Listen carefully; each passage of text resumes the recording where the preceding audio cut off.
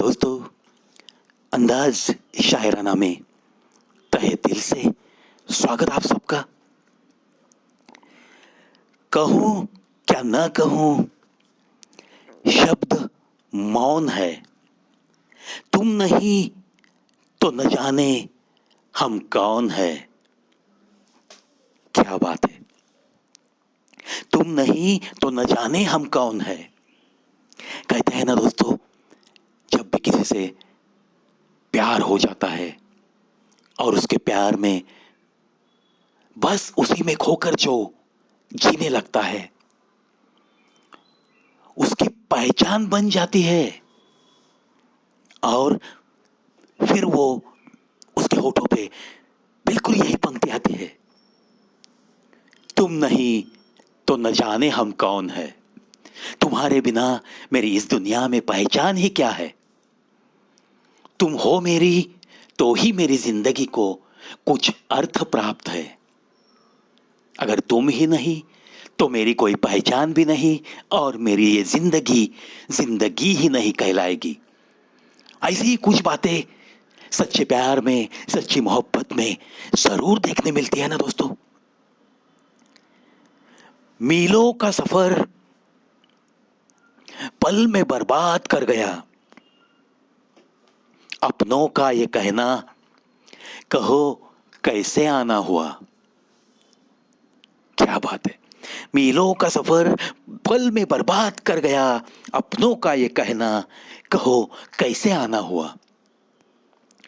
दोस्तों, कभी कभी हम हमारे रिश्तेदारों में, हमारे पहचान वालों में किसी के घर जाते हैं, बड़े ही अदब के साथ, दिल में उनके लिए जो सम्मान होता है, उस सम्मान के साथ उनकी पूछताछ करने के लिए, उन्हें मिलने के लिए, उन्हें कुछ पल हंसी देने के लिए हम चले तो जाते हैं। और उसमें वो मकान अगर आपके मकान से बड़ा ही दूर है, तो वहां तक पहुंचते पहुंचते आपको आपका बहुत सारा वक्त गुजर जाता है।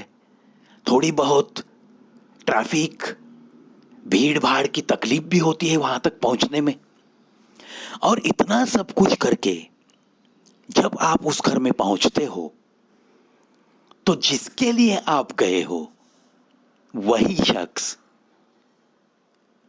वो सारे लोग पल दो पल में ही पूछते हैं, अरे वाह, कैसे क्या आना हुआ। इस दिशा में ऐसे गलत कदम कैसे उठ गए आज। ये ऐसी बातें दोस्तों बिल्कुल हमें करनी नहीं चाहिए। पहले तो जो आया है अपने घर पे, उसका एक मुस्कान देकर, चेहरे पे मुस्कान रखकर उसका स्वागत कीजिए। कम से कम उसे आने के बाद 2-4 मिनट बैठने दीजिए। हो सके तो तुरंत उसे थोड़ा सा पानी वगैरह पूछ लीजिए, पानी रख दीजिए उसके लिए। और उसके बाद मुस्कुराते हुए एक वाक्य आप कहो, अरे बड़ा अच्छा लगा आपको देख के, अच्छा हुआ आप आए हो। ऐसी शुरुआत क्यों नहीं कर सकते। तो ये चीजें अगर होती है आपसे, कि अगर कोई बड़े प्यार से आपके घर पे आता है और अगर आप उसे ऐसा बोलते हो, कहो कैसे आना हुआ, तो ये गलत बात है दोस्तों। चलो, थोड़ा थोड़ा आशा करता हूं कि लोग जरूर खुद में बदलाव लाएंगे ऐसी बातें सुनने के बाद। सफलता की ऊंचाई पर हो तो धीरज रखना सीखिए जनाब। सफलता की ऊंचाई पर हो तो धीरज रखना सीखिए जनाब। पंछी भी जानते हैं कि आकाश में बैठने की जगह नहीं होती। पंछी भी जानते हैं कि आकाश में बैठने की जगह नहीं होती, बैठने की जगह नहीं होती। कितनी अच्छी तरह से समझाया है। जो भी लोग थोड़ी बहुत सफलता पाते हैं तो मानो उनकी चाल, उनकी बात करने का अंदाज, उसमें एक ऐसी घमंड आती है दोस्तों, देखते ही उनके लिए जो दिल में एक स्थान था वो जरूर ऐसी घमंड देखने के बाद कम होने लगता है। क्योंकि उनकी ये घमंड उनकी सफलता की वजह से आती है और उन्हें यह समझाना पड़ेगा, अरे भाई सफलता की ऊंचाई पर हो आप, कबूल है, लेकिन अपने पैरों को थोड़ा सा जमीन पे रखना सीखो। क्योंकि पंछियों को भी पता है कि आकाश में बैठने की जगह नहीं होती।